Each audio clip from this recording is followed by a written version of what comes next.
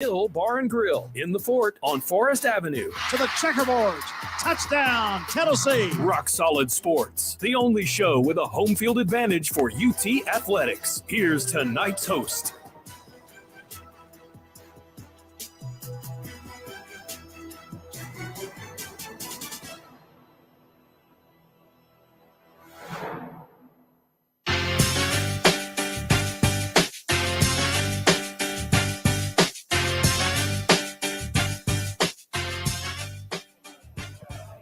Welcome, everybody, into the Friday night edition of Rock Solid Sports, sponsored by the Hill Bar and Grill.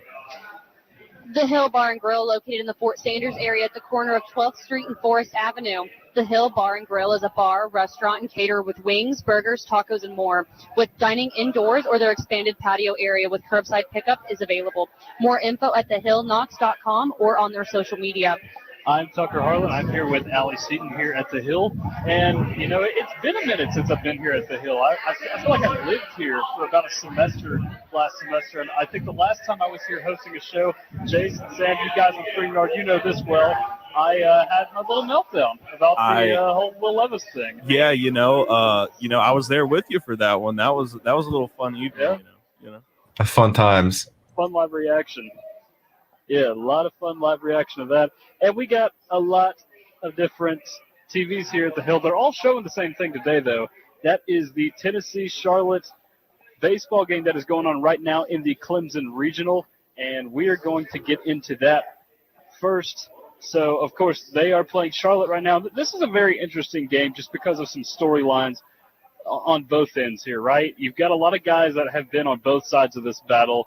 Andrew Lindsay, the starter tonight for Tennessee, transferred in this year from Charlotte. You've also got Austin Knight, a hitter for the 49ers that played here for just a little bit. Now he's transferred over there. Also, Cam Fisher, one of their other hitters in the lineup tonight, is a product of Hardin Valley Academy right down the road from us. So a lot of guys that have been on both ends of this thing. So what do you guys react? How do you guys react, rather, to that story, all these storylines that we have that are playing out in this game? It's exciting. We've got some local products over there in Charlotte playing. And of course, our pitcher tonight, Andrew Lindsay, who's had a really, really great season. I was lucky to be able to interview him for a class earlier this year. Really great guy, very humble guy. I got to play against him in high school, so it's really cool to reconnect with him. And he's been slinging it this year. Of course, the Charlotte product, and of course they have like the nation's leading home run hitter. So that's also a little fun wrench into the mix there as well. And it's always good to hear of local talent, on this high stage. This big program as Tennessee baseball is. I mean, it's nice to hear, local names. Yeah, absolutely. And my thing, too, here is that you get to see all this fun stuff, but also Tennessee, it's fun to see Tennessee ahead in this thing. They're up 4-0 right now, and instead of throwing their ace today, Charlotte decided to throw out a lefty in, I'm blanking on the guy's name. I was just looking at it. Colin Kramer. That's his name, the lefty. And I actually thought this was a brilliant strategy because they know their opponent well. They know that Tennessee can't hit, or at least they didn't think they could hit against lefties because we've seen Tennessee struggle all year against lefties, right? I mean, we go to that Georgia game, that second game. I believe that was the Saturday game in that series. Georgia's starting pitcher gets hurt on the first at-bat of the game. They bring in this lefty out of the pen who has barely played an inning this year, and he just deals against Tennessee because they just can't hit lefties. But that has obviously not been the case today. It's 4-0 as we speak in the bottom of the third inning. Kramer's having a tougher time. So, I mean, are we surprised that he's not been able to handle this Tennessee batting order with as much ease as some of these other lefties have? I think so. Yeah. I'm maybe one of our coaches just, went up lefty on the pitcher's mound this week in BP and just like, hey, be sure to just dial him up. And as I say that, Christian Moore just puts one in the bleachers. I was going to mention lefty. that. Yep. So, it's good to see like a little spark from the guys right now, especially against left-handed guys that they haven't been hitting too well this year. And of course, we'll be seeing some more right-handed at-bats from Zane Denton as well. Yeah, I just see Alli's reaction on the thing. I knew exactly what was happening. Sorry, yeah, Tennessee just got a home run. I was a little, not just a little, very excited. There's like, I don't know where to look because there's so many TVs around me, but that's the closest one, and that's the one I can see without my glasses. But that's very, very exciting. They're doing so good right now, especially not on our home field, which I know we've struggled with all year long. And as we speak, Charlotte is changing their pitching as well, taking out the lefty that they had started because that obviously didn't work the way they thought it would. And, maybe they should have thrown Wyatt Hugh to pull their ace. I don't know. Maybe it would have worked out better. So, yeah, that's what's going on in Tennessee's game right now. Obviously, this is opening day for this tournament, so we've got a lot of other great games going on around the country. Starting off, Clemson played Lipscomb earlier today. That's the other game that went on in this regional today. The score is highly deceptive. Clemson won the game 12-5, but make no mistake, Lipscomb absolutely gave them a run for their money. Absolutely, yeah. And Lipscomb's that team. We lost to them last year during our great year last year. They're always going to be playing tough. It's always like they just have a chip on their shoulder. I'm not surprised by that. They play, like I said, they play us tough every year whenever we get to see them. And it's not surprising to see them give the number 4 team in the country a run for their money. It'll be interesting to see how they make it through these next games. If we ended up losing tonight against Charlotte, if we can get a rematch with them, or if we keep hitting off of Charlotte, we'll see. I think Lipscomb might be able to pull that one out. Yeah, potentially, and Lipscomb will be a team to keep an eye on in this regional just because they were able to give Clemson such a bit. And Clemson, the thing, too, with them is they've won, I guess now 17 games in a row with that. So they're a hot team. So if Tennessee were to win tonight, they will absolutely have their work cut out for them. And I think that's the case either way. I mean, these regional games, while you do see some opponents in there that, maybe aren't as difficult, you can have some tough draws. Last year, Tennessee, sure, they played Alabama State the first game, but the other 2 teams in that regional, Campbell was no joke. They're back in it again this year. They're 14th overall in the country in the final rankings. They didn't get to host this year, which is a crying shame in my opinion. But, they were tough last year. They're still tough this year. And then that Georgia Tech team that Tennessee saw, that Zach Maxwell pitcher that threw, 120 pitches against Tennessee, just absolutely dealt in that regional final. So their usual no closer, cupcakes here. So all these are going to be tough fights for really everybody to get through. Some other scores here. Alli, I know you and I were talking a little bit about this on Wednesday, the whole debacle in the Lexington regional with the whole lodging situation because of the Country Music Festival. The announcers today for that game, they were trying to make it seem, as if it was not as big a deal. And they're right. These teams should be happy to be playing in a regional, but I still think it is a little unfortunate, and the fact that the NCAA allowed that it's a little sad to me. Happy to play or not, it's not fair. No, it's not. Because if, say I had to go somewhere for something academic, or students academically had to go somewhere to do something, they would be lodged. Yeah. Any other, I don't know. Yeah, even there was a high school baseball tournament going on as well, I think, in Lexington, and it took precedence over these other teams getting the hotel rooms, and they knew this thing could happen. And I feel like there should be some kind of rule there, I just think something should have been put in place. There should have been more planning on whatever committee is in charge. I don't think that I don't know what they were saying, to be completely honest. You were the one that brought this to light. Yeah. And I've been... It's just bizarre to me that they allowed for this to happen. Let this thing slip through the cracks. Because you said there's that music festival going on right now. And that music festival has obviously been announced for so much longer than the tournament itself. They might have been planning to have the tournament there for God knows how long, but they know that music festivals are probably going to bring more people in than expected. There's not going to be enough lodging for all these people, all these fans, all these teams. Yeah. So with that said, this regional started today.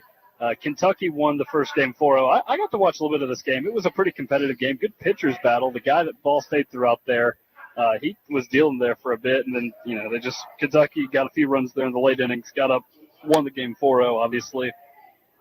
Some other ones to keep an eye on. The Auburn Regional is who Tennessee would draw out for the Supers. And Samford and Southern Miss were the first game in that regional, and Samford pulled off a bit of an upset there in 10 innings. And Jace, we've watched this Southern Miss team for a little bit now. They've been a tough draw for a regional now. They've hosted regionals in the past. It's another one of those teams that I think was snubbed just a little bit of hosting a regional. Oh yeah, they came in with I don't even know how many. Oh, they had only lost 17 games this year, 41-17. Another great year for Southern Miss, and they get snubbed. Unlike last year, whenever they were able to host a regional, and it's just weird to see them. And then they lose to Samford, who ended up winning their conference tournament by winning 3 games in a span of about 9 hours during their conference tournament, which was crazy to see. I saw that on Twitter earlier on like a schedule update for them. So that's a legit team that they lost to. They're a scrappy bunch of guys, and with Auburn, they had just started with Penn earlier as well. So like you said, Southern Miss, another. I don't get why they wouldn't be able to. Only 17 losses on the year. It's pretty sad. And they even got to host the Super last year against Ole Miss, which was another thing that was cool for them because it's not a huge school down there, but to have something like that is pretty incredible for them. Also wanted to mention that game because I went to high school with a couple of dudes on that Samford team. One guy that's a couple of years older than me. He's the starting catcher. Caden Dreyer's his name, and then Aaron Walton. He's a freshman for the team. He's a couple of years younger than me. Those guys get it done down there in Auburn today. So they'll be advancing to the 1-0 game tomorrow. And whoever wins that regional will play the winner of the Clemson regional, like I said. So some others here. You've got NC State beating Campbell today. I know we just talked about Campbell. And NC State, another team that has been snubbed rather recently, but for a different reason. They were told by the NCAA that they couldn't play Vanderbilt in the College World Series semifinals because they had contracted COVID. And the thing is, they were going to play. They had no issue playing, and they had all the momentum on their side, and the NCAA just grinded the thing to a halt. So, Jace, what are your thoughts on this whole battle of snubs thing that we had going? I would probably say the Southern Miss snub is probably a little more evident. NC State has been they've been great over these last few years. Like you said, in that 2021 run, they had an incredible postseason run. Fell a little bit short thanks to COVID-19, which I guess we can all say thank you to that for some reason. But I still remember Mississippi State, after one of their guys hit a home run, rounding second base, they threw up the Wolfpack sign or whatever they did, which I found pretty cool, especially since some of those guys never got to play baseball again after that. I found that pretty cool. But do we think Campbell is a snub for a host this year as well? I do absolutely. Oh yeah, because they were ranked 14th. They were getting hyped up to host too, right? Because they knew that what they had going in, and they just should have been able to get that thing done. Yeah, only 13 losses lock up this the year. host site. Yeah, I mean, That's just crazy. ridiculous to me that they didn't get it. I mean, they've fought hard in regionals in the past, right? I mean, obviously we saw what they did here. I hated it last year. It was so scary with both them and Georgia Tech. It's like they're both playing us great, and of course they had Zach Nito, who's now on the Angels with Ben Joyce. Got to see both of those guys the other night. Absolutely, it was awesome. Yeah, it's and crazy. And it was not just the Knoxville Regional. The year before, they played the eventual College World Series champions, Mississippi State, down there in the Duke, went toe-to-toe with them. So, yeah, it's crazy how, even after these last, two just season and postseason runs, that they haven't even been able to pretty much sniff hosting a regional at all. Yeah, it's just like they're I don't know, what would you say is the basketball equivalent? I guess back in the day, Wichita State maybe? Yeah, to probably. A baseball program? More than likely, That's just how it feels with them right now. Just a couple more scores here for us, some SEC ones. Arkansas defeated Santa Clara earlier today, 13-6. Looked like that would be a game for a bit, but then just really wasn't. Here's an interesting story. LSU and Tulane. Tulane has made this tournament at 19-40 overall. Just went crazy in the American Conference tournament, but LSU got it done 7-2. Paul Skeens apparently throwing 120-plus pitches, which, Jason, I think that's a bit of an odd move to throw out your ace against a team that you know you're probably going to beat pretty handily. Yeah, go ahead. Yeah, a little bit of an odd move just because, you can get this one. Maybe you save him up for that next matchup against, who was the other team? Oregon State, potentially, that you play next? Yeah, again, especially with the team that had only had 19 wins this season, of course they got hot recently, but besides that, they've been not really a threat whatsoever this year. And throwing your number one guy out there for 120-plus pitches is a little ridiculous, in my opinion. Save that for the 1-0 game, like you said. You're going to get on the technical side, the second best team so far in that regional, besides the LSU Tigers themselves. You might as well save them for that one, which is the most dangerous game, and go with your Saturday or Sunday guy to start today. Even though, of course, we've seen them kind of struggle whenever Skeens isn't out there on the pitching side, but if you're confident in them to start any point in the weekend, they should be able to start Friday night. Yeah, I know Tulane's coach after the game said he considered it almost like a high honor to some degree that Paul Skeens was in there throwing 120-plus pitches, which I would say it is. I would call it a bit of an odd strategy there by LSU. I know they've been hurting a little bit with pitching down the stretch here, but I can't say it enough. It just feels odd to me that you would throw that guy against the last team that made it into this thing. Yep, especially the worst team in the tournament on a record side. Not saying that they're not. Of course, they're probably they're on a little roll right now, but just overall, you can't throw the best pitcher in the country against the worst team to get into the tournament. Yeah, the best draft prospect in college baseball right now against the worst team of the tournament is essentially what you're looking at. Right now, I don't have a whole lot of other scores to really update us on. Florida's up on Florida A&M 2-0. Bottom of the seventh. That one is staying surprisingly close. Troy is playing Boston College. Boston College came in here for a midweek game. I got to cover that one, and Tennessee absolutely shot themselves in the foot, but I would say Boston College is going to be a tough out in that Tuscaloosa regional when they have to go against Bama eventually, probably. Absolutely, yeah. I was surprised that Bama even got to host, of course, with their coaching scandal with the betting in Ohio. It was the one-off thing, and he got dumped, But, of course, they've been playing well since. It just shocked me that Alabama got to host, and, of course, that set a record for most one conference regional host sites ever, which was, of course, that's pretty cool. But really, Tuscaloosa, I would rather seen that one in Boston. They've had a one-off year like that. It would be really fascinating to see a game in Boston. Heck, I mean, what if we did the whole thing where they were suggesting you move Hoover to a major league stadium, but you do that for a regional instead? You play it in Fenway. Ooh. Imagine that. I don't know how I like the Fenway one. I would hate to play in Fenway with all those funky dimensions. I don't know if I can do it. Yep. Green monster, and then you have the short wall over the outfield, the right field. Yeah, just real odd stuff. Yeah, it goes from the shortest right field pole to 380 in 20 feet. Yeah.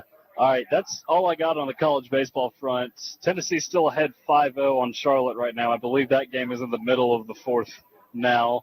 Let's transition over to softball because we got to talk about it. Allie, Tennessee beat Alabama once again. Very excited. 10-5 in softball. Anytime Bama goes down, I will be so happy. Yeah. It doesn't matter any sport that we beat them in, but watching the updates for the game yesterday, it was just a very, very exciting thing. Yeah.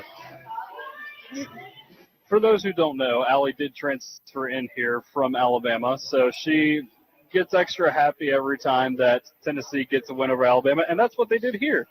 It looked like it was going to be a tough game there for a bit, but then Tennessee, at least the bottom of the order, did what we expected Tennessee to do and come out there and deliver. And, Alabama gave Tennessee a tough run there toward the end of the game, but overall 10-5 is just not that close of a contest. One thing that I think was really – sorry. Go ahead. One thing I think that was really cool, I was watching a live newscast yesterday, and they did an entire segment on Tennessee softball, especially our celebration after home runs. Because apparently the crowd acted a little bit weird whenever the girls got a home run, ran them out. And you know what's funny is Karen Weekly, Tennessee softball coach, used to be very, very anti-celebration. It's not the case anymore with this team. Well, now they get to run around, smack on the mommy cap. I think almost all of us probably have the daddy hat for the baseball team. Yes, I do. Smack on the mommy hat and then just get money thrown on them. The money has all of their faces on it, which I think is hilarious. That is very funny. So as they're running, they're playing music. These girls are talking about the camaraderie and the team. Team chemistry. Team chemistry, thank you. Especially whenever you're celebrating the money just has your teammates' faces. That would be so cool, I think. Oh, yeah, it's a lot of fun. Guys, any thoughts on that softball performance yesterday? I was pretty proud of, like you said, the bottom of the lineup. Katie Taylor came up with a big double early on, and Brockenbrough hit her second home run of the season. That put us up a little bit, so that was awesome to see. It was good to see Pooney continue to stay hot. Brockenbrough's been hot all postseason long. I've got to cover a couple games, and both of those have just been on fire. And Riley West coming up big with a huge, crazy long 3-run home run to put us up by 7 in I think it was either the 4th or the 5th inning. It was still right in the middle. But that was just the kill shot. I'm super duper excited to see us match up against Oklahoma tomorrow. It's going to be really, really fun. Yeah, I can't wait to see it as well. And Oklahoma, they had a tough game there with Stanford. They made it a game there for about as long as they could, but then Oklahoma eventually did what Oklahoma does. They got away. They won the game 2-0. They're now 57-1 on the season, which is just an absolutely ridiculous record for any team in a sport like either baseball or softball to have.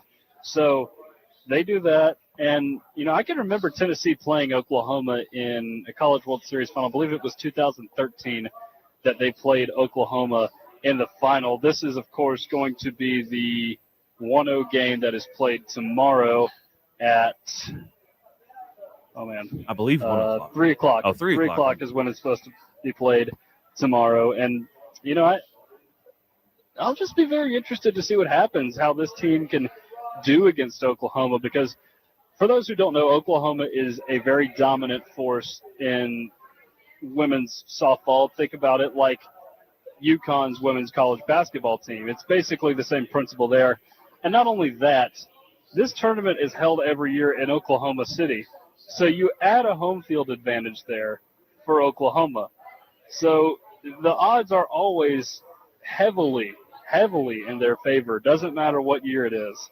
So I would love to see what Tennessee could do against this team.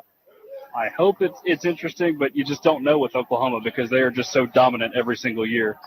Right. They went out there yesterday, and Stanford threw their incredible freshman pitcher. I can't remember her first name, but I know the last name is Kennedy. I do remember that.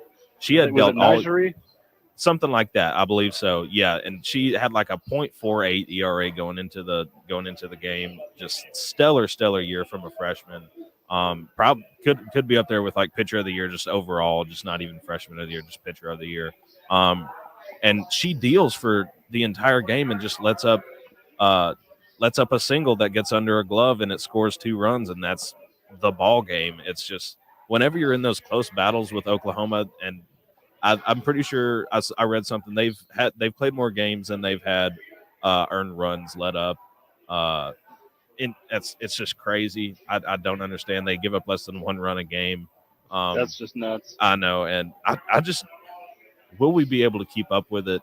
I'm not sure. That they've got a bullpen full of pitchers that are incredible. Their whole lineup, top to bottom, hits 350 or more on average. It's going to be tough, but I think if there's a team to do it, it's this one. Yeah, because I don't know what the timetable is on how long Ashley Rogers needs to rest. Ideally, that's who you would throw against them if she were available. I know Peyton Gottschall threw as well, so, could be Carlin Pickens that we see. Maybe not as ideal as Ashley Rogers, which would be unfortunate in this situation, but you got to do what you got to do at this point. Right. I still do think that we start Ashley Rogers.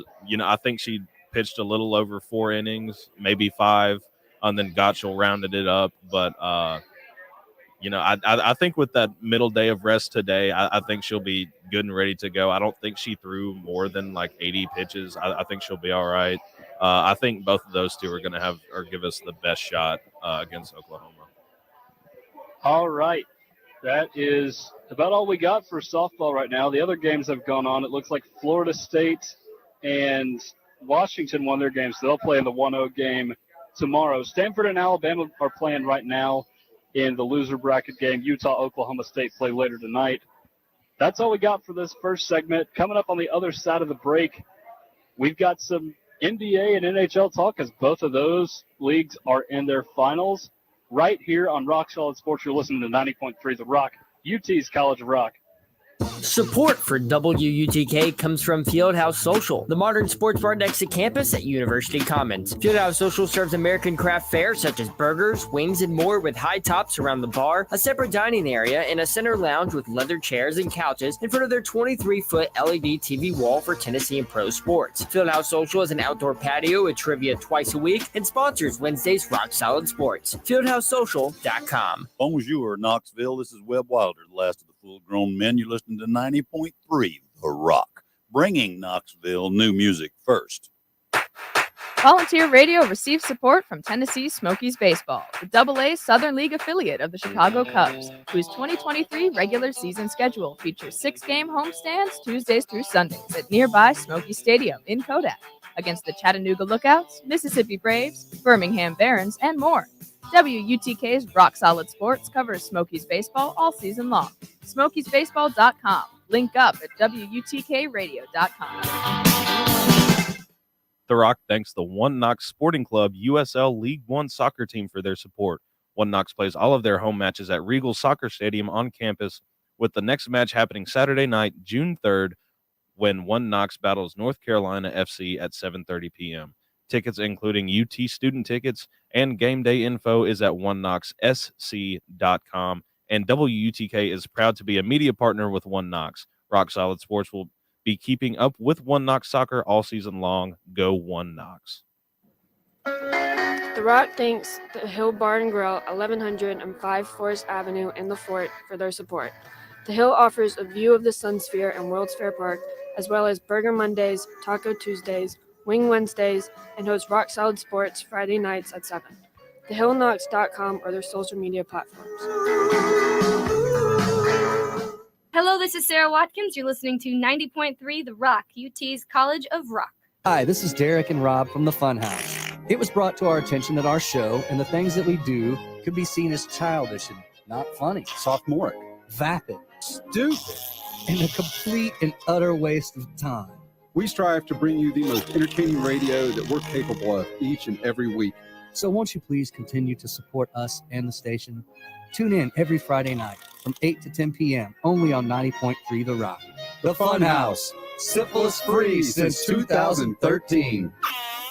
Stop by the Funhouse Friday nights from 8 till 10 only on 90.3 The Rock. Congratulations to Rob and Derek, hosts of the Funhouse, for being voted Knoxville's finest radio personalities in the 2021 Blank Newspaper's Knoxville's Finest Readers Poll.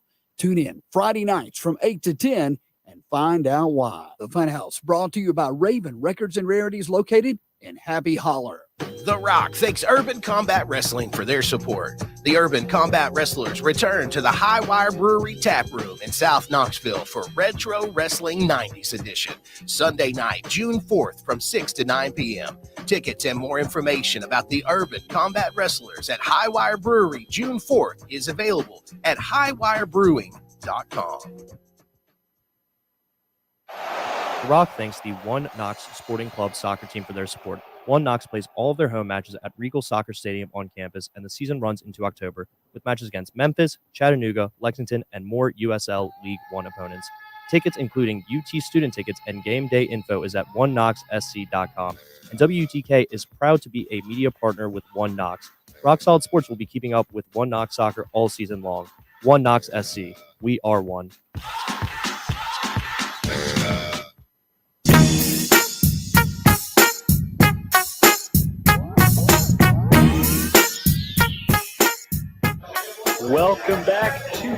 Friday night edition of Rock Solid Sports, sponsored by the Hill Bar and Grill.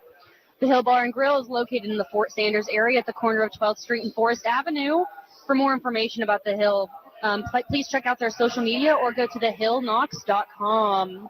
Right. I'm Tucker here with Alli back here at the Hill.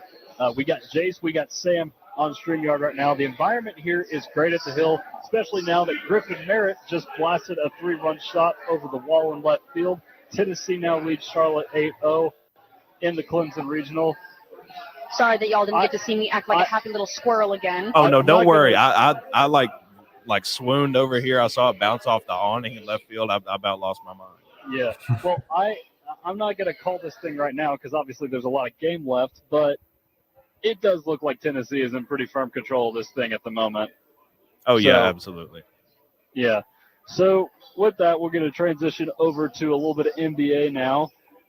The Nuggets and the Heat are playing in the NBA Finals right now. The Game 1 was last night. Game 2 will be on Sunday. And I'm going to be honest, guys. Game 1 was not that entertaining. Nuggets got away quick and stayed up. Yeah, they jumped on them quick, as they have all series long, or all postseason long, I'll say. Not really series long yet, but I have the feeling that it will be that way.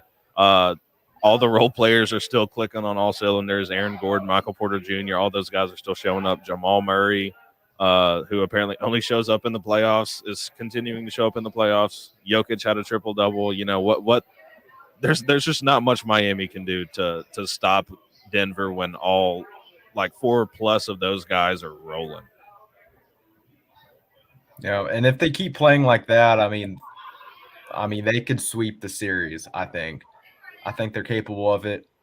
Jimmy Butler only had like 13 points, right? Or something like that. So, I mean, he has to step it up. But, you know, a major storyline is if Tyler Hero, you know, is going to make a comeback. Because if he does, they might, you know, have an advantage. They might extend it one game.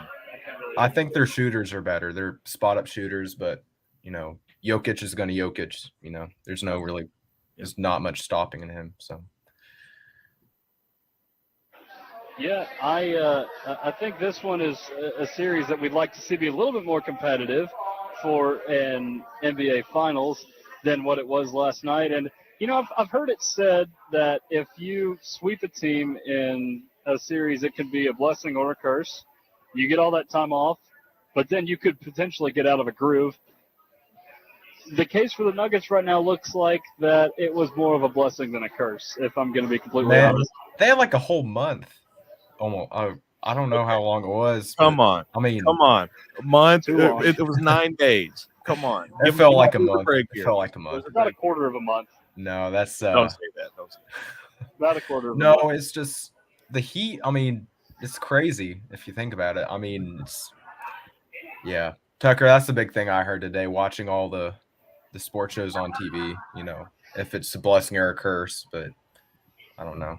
Jimmy Butler might be too tired to carry this team any further. Yeah, I'm definitely thinking it is more of a blessing than a curse at this point. And, you know, another thing that could potentially be said, I mean, if the Nuggets continue to play the way they have at home, but they've been very, very good at home in the playoffs, by the way. And if they continue to play well at home, they do it tomorrow, or not tomorrow, Sunday rather, they could win this series without too much trouble. And I honestly think that's where we're headed. I don't think this is going to be a highly contested series. I think the Nuggets will win this one. The Heat might win a game, maybe 2. This is definitely not going 7 games, I don't think. They got to win 1 in Denver, so it's going to be pretty difficult. But yeah, it's tough for the altitude. Yeah, that altitude. And Denver is 9-0 at home in the postseason. Of course, they're coming off the sweep of my Lakers, you know, and they're continuing to roll. And like Sam said, I don't think the addition of Tyler Hero is really going to help them much. It might help them extend the game. Yeah. I'm saying personally, I'm thinking Nuggets in 4. Fringe. I'm going to put the over under 4.5 in games in this series. And I'm going under, but who knows if Jimmy Butler magic can still occur. Yeah, we got any predictions for tomorrow or Sunday? I keep trying to think it's tomorrow because usually they're played 2 days apart, but it's 3 days apart this time around.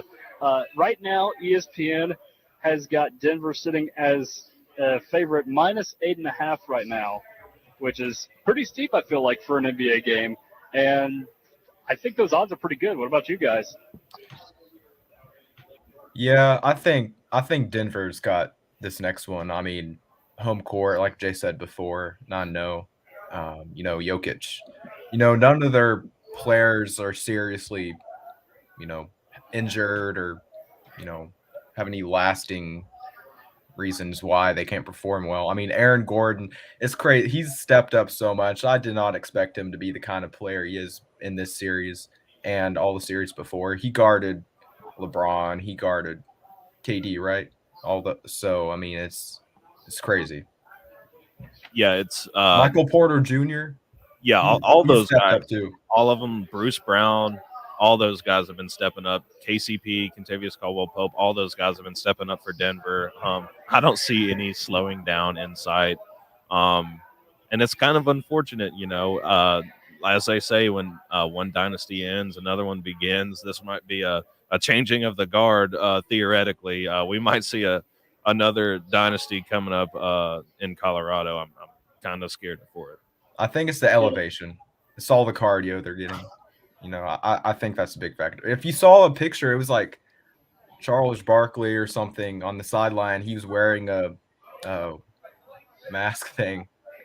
I don't know. Yeah, it's just funny to see them kind of struggle when they go to Denver.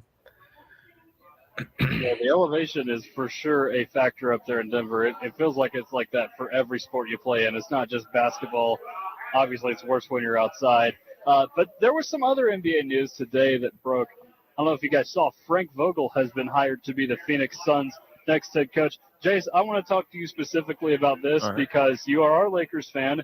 And I don't know about you, but I feel like he did well because, LeBron was there to – really help guide them in the playoffs. But is he really that good of a coach, do you think? I think he's a pretty solid coach, I think them pulling the plug on Monty Williams was a mistake because he turned around that franchise real quick. Had Devin Booker rolling, had the additions of Chris Paul and KD, of course, and that didn't end too well for them this season, and now Monty's up in Detroit now, so Detroit might be looking on the up and up now. But I still think Frank. I still think he's a solid coach. Same with like Nick Nurse, old Raptors coach, just got a head coach job as well. I think Vogel will do just fine, but it seems like everybody right now is on a short leash in the NBA. I wouldn't say too high expectations, but I still think that they're going to be like 5-6 seed in the playoffs, at least this first year, in my opinion. Yeah, and I think, too, what we're seeing now with Monty Williams and Mike Budenholzer up there in Milwaukee, we're kind of in a situation right now with the NBA where it's like, give us a ring now or get out. Yeah, that's just how it looks to me. It's very much like, how the Rams did let's win now a couple years in the 2022 or 2021-22 season. They were just in a win now mentality with their players. It seems like it's that pretty much with the coaches right now. Of course, they're adding players to maybe get them over that hump, but those coaches are on real short leashes, like I said. Yeah, absolutely. And now we got to transition over to a little bit of NHL. We don't have a ton to really add to what we discussed on Wednesday because the series hasn't started yet. It starts tomorrow. It's between the Golden Knights and the Florida Panthers. And we mentioned this on Wednesday. It's a little odd to see a team from Florida and a team from Las Vegas and not somebody from up north in the NHL Finals right now. Yeah, it is kind of ironic, both typically warm weather states, getting up there with on ice somehow, and such hot weather on ice. I don't know how they do it. I don't know like what cooler they got, but I need to invest in it. But it's interesting. I I don't even know how neither of the New York teams that were in the playoffs this year even like sniffed getting to the finals. Yeah, I don't get it either. Allie, you want to say something? We all know I do not know much about hockey. We know my person when it comes to hockey is good old Dylan Becker, who graduated and left us. But I messaged him while I was sitting here. What do you have to say?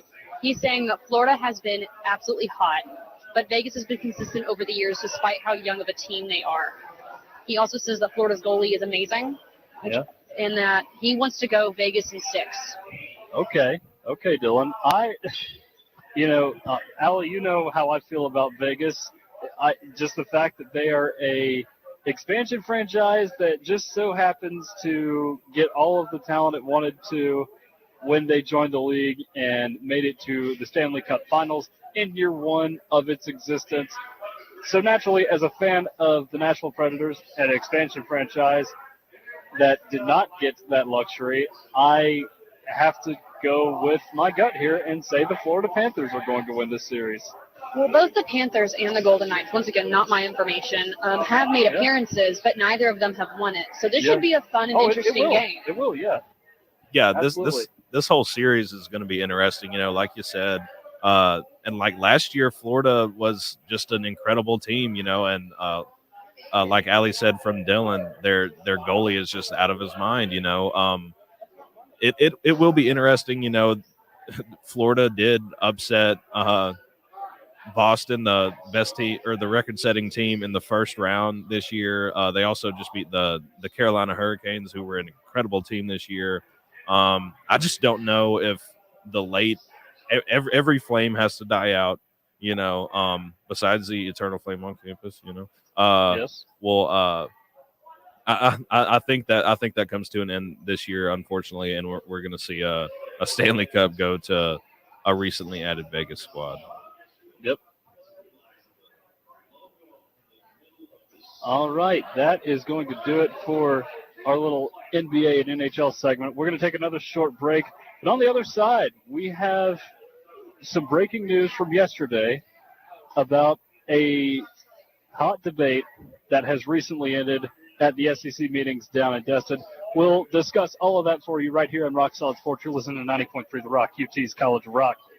Hey, this is Hank 3 from Superjoint Ritual, and you're listening to WUTK 90.3, UT's College of the most heavy rock you can get. Volunteer Radio receives support from Tennessee Smokies Baseball, the AA Southern League affiliate of the Chicago Cubs, whose 2023 regular season schedule features 6-game homestands Tuesdays through Sundays at nearby Smoky Stadium in Kodak against the Chattanooga Lookouts, Mississippi Braves, Birmingham Barons, and more. WUTK's Rock Solid Sports covers Smokies baseball all season long. SmokiesBaseball.com. Link up at WUTKRadio.com.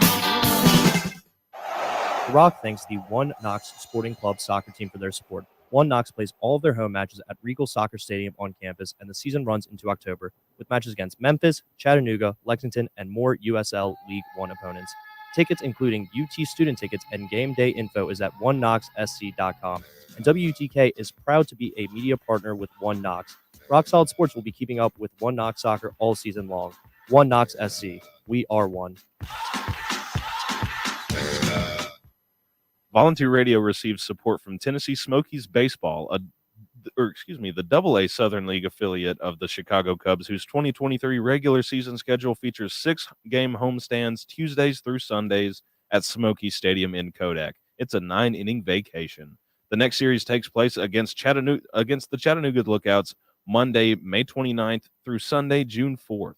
WUTK's Rock Solid Sports will keep you up to date with Smokies baseball Mondays, Wednesdays, and Fridays at 7 p.m. The SmokiesBaseball.com, and a link is at WUTKRadio.com. The Rock thanks Fieldhouse Social, the Wednesday home for Rock Solid Sports, for their support. American craft food, beer, and cocktails, plus a 25-foot big screen at University Commons Way. Fieldhouse Social welcomes sports fans and others alike to enjoy dishes like the citrus marinated chicken, grilled Faroe Island salmon, and smoked ribs.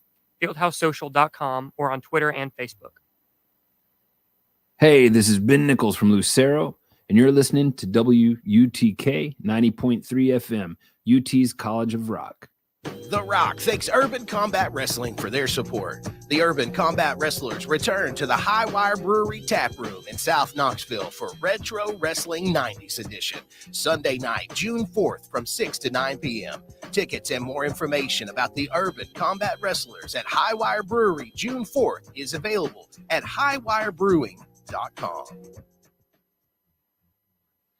The Rock thanks The Hill, 1105 Forest Avenue, back corner of the fort, for sponsoring and hosting Friday night Rock Solid Sports at 7 p.m. The Hill Bar and Grill is the campus destination for wings, beer, and sports. The Hill makes every day an occasion, from Burger Monday to Wing Wednesday to Fried Fish Friday. Each week has a new flavor at The Hill. TheHillKnox.com or their Instagram page at The Hill Knox. Hey, this is Rob. This is Derek. From the Funhouse. For over a decade, we've been getting your weekend started right. So grab a beverage or whatever it is you need to grab and tune in every Friday night at 8 o'clock. On 90.3 The Rock, Volunteer Radio. It's the best show in the universe. The Funhouse, brought to you by Raven Records and Rarities at 1200 North Central Street in Happy Hollow, Knoxville. Source for new and pre-loved vinyl and more for nearly 40 years.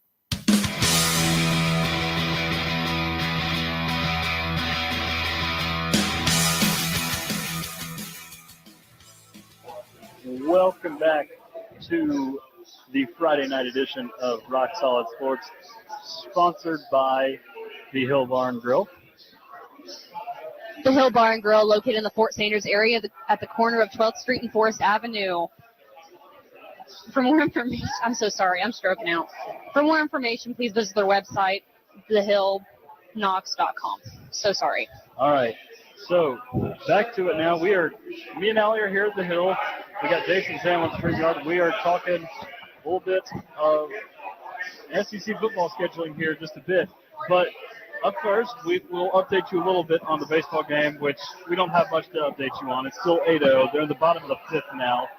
Tennessee's got one out, but things are still looking good. They're still looking good here. I'm excited. Yeah, very exciting. So, on to the SEC football scheduling debate, which has finally ended. We've been talking about this for a little bit over a year now, on and off. I believe I first mentioned it last summer that there would be the one permanent opponent and 7 rotating opponent thing, or the 3 permanent opponents with 6 rotating opponents in SEC play. That has all come to an end now. The conclusion, the SEC will still play 8 games in conference play, so that means they'll have 8 games in conference plus 4 non-conference games. But there are no SEC West and East divisions anymore. So you get kind of a free-for-all in there. And I don't know if the 1+7 thing is true, but we just know that we have 8 games. Initial reactions to the 8-game schedule as opposed to a potential 9-game schedule. I wish that we had 9, just because longer football season, longer fun. Not necessarily longer football season. We just cut out an extra non-conference game. Or longer fun. Yeah, longer fun, possibly. But honestly, if it's 8 games, it's 8 games. We're still going to do our best throughout it. Yeah. I don't know. And I do know for a fact that Tennessee voted in favor of the 8 games. I think it's one of those things, maybe Josh Heupel's just like, I don't really care as much about how many games we play in conference. You show up and you play.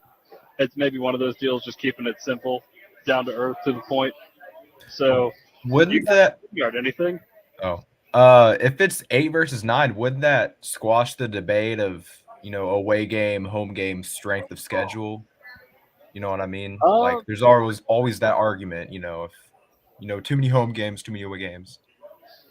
I don't know if that would do anything about that, to be honest with you. I think you'd still keep it probably somewhere near the same. You wouldn't have any more than, 5 away games. And, my thing here is that if you were to adopt the 1+7 in an 8-game setting, which there's no confirmation of that, like I said, but Tennessee would get stuck with Vanderbilt, and you're thinking, okay, you probably get the win for the most part. You should get a win when you have a sane head coach, but you lose out on some traditional rivalries. Like, well, Alli, I know exactly why you are I want Alabama over there. Listen, the third Saturday in October, I really believe that we need to keep that. It is I'm tradition, sorry. and you're absolutely right, because those are the two teams that helped build this league into what it is today. So, yeah. I I remember my brother scheduling to come down when I was at Bama. He was like, third Saturday, right? I was like, yes, third Saturday. Be there.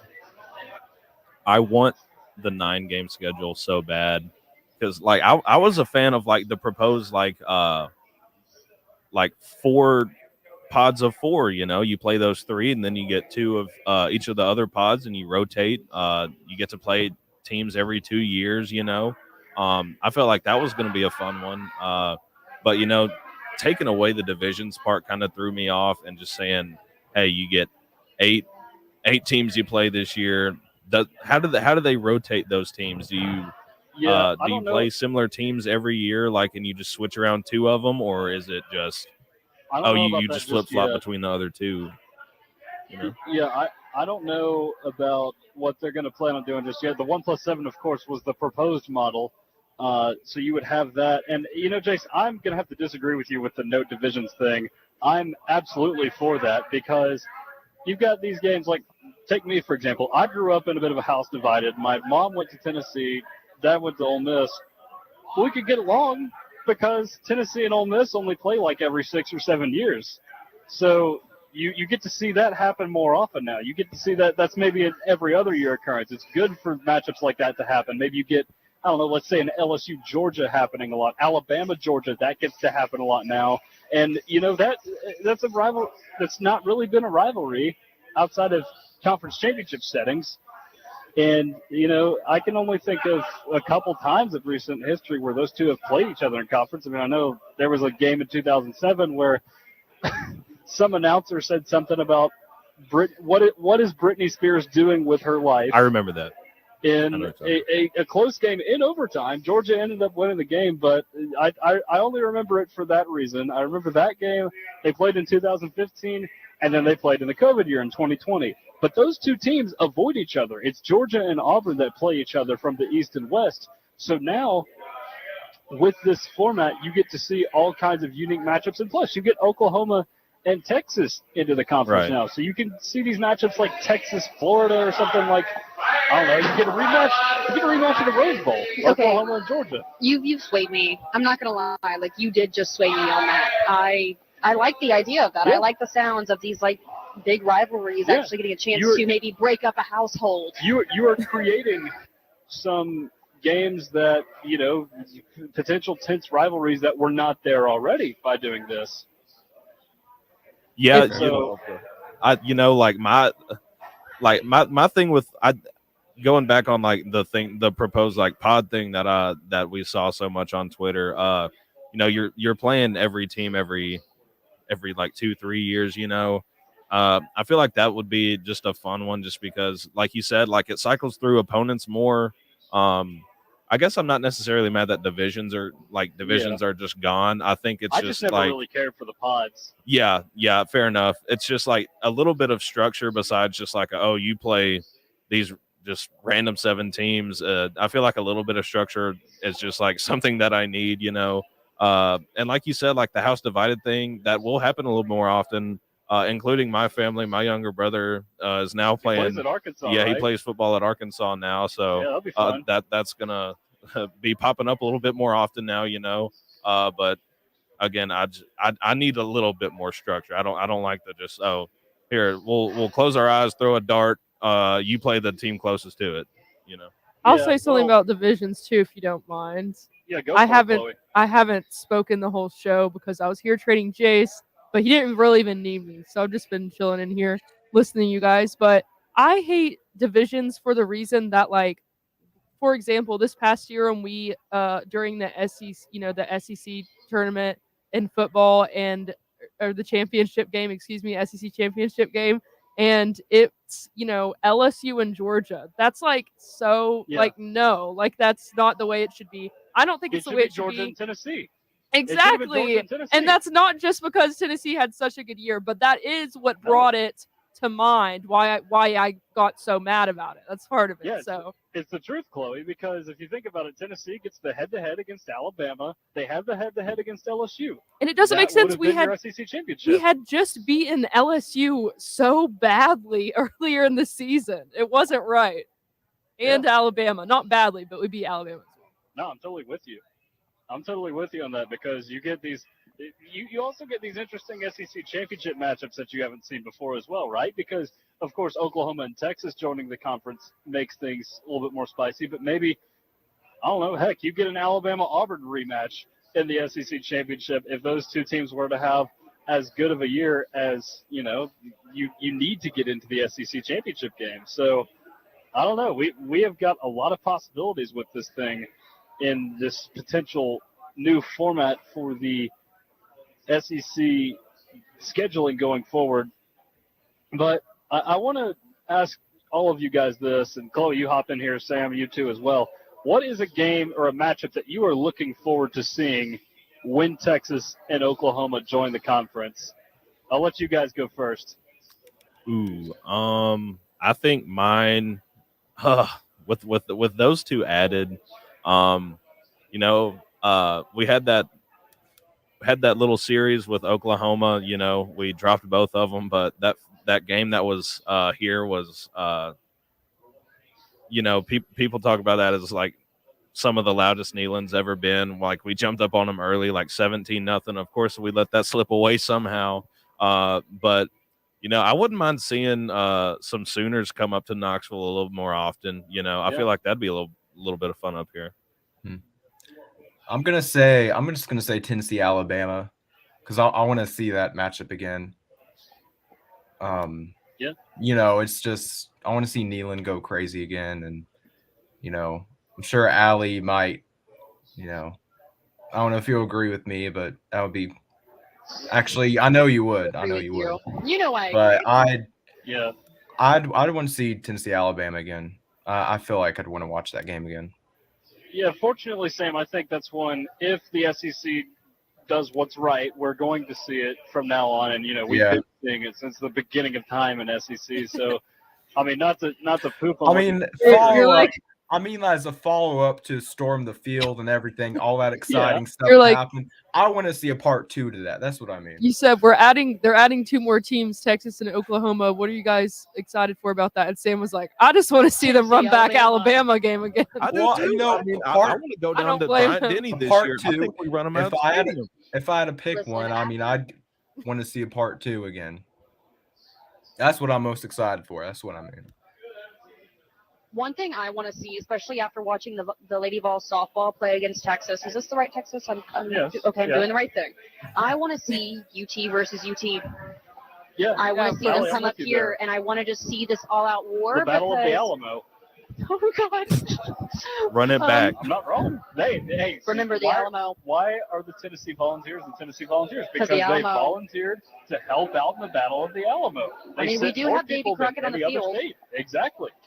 But no, after watching the fan base for Tennessee rise up against Texas, I don't know if you guys saw this. I should have sent a picture in our group chat, but they had a sheet that painted Tennessee is the real UT, and that was at a softball game. Imagine the chaos at a football game. Oh, yeah, absolutely. Would have been incredible. Chloe, you got one that you want to see? That's what I was going to say, because the thing about Texas fans is like, if there's one, I don't know, like Tennessee fans are just so ruthless when it's a big rivalry, and Texas fans are so, I don't want to say easily offended, but I'm not going to do the sign, but if you know what I mean. Easily offended. So I think that is just going to be absolute chaos, especially if Texas comes to Knoxville. Like I don't think they want it. So I don't know. As far as that, I'm just I don't want to. I was trying to pick. I didn't know if you want us to pick a matchup that's not including Tennessee, but I have to go with that just because we're both orange and we're both UT, but those categories are specifically better at one of the UTs. So we have the better orange and we're the better UT. Yeah. All right. I will spice this thing up to end the show. Put a little bit of a different flavor here. I'm going to go with Alabama and Georgia for a matchup that I want to see more often, because obviously you get these two teams playing a lot in conference championships, but like I mentioned, they don't see each other a lot in the regular season. Those are two border states. You have a little border war going on between Alabama and Georgia that wasn't there previously. So I would really like to see that one played a lot more often, just because it feels like those two programs, especially Georgia right now, is at the height of its success that it's had in a long time. And we've only got so much Nick Saban left. So that's going to do it for us today here on Rock Solid Sports. Appreciate you guys tuning in. We will see you guys on Monday right back here with Rock Solid Sports. For Allie, for Jace, for Sam, for Chloe, I'm Tucker Harlan. We will see you guys Monday right back on Rock Solid Sports. You're listening to 90.3 The Rock, UT's College of Rock.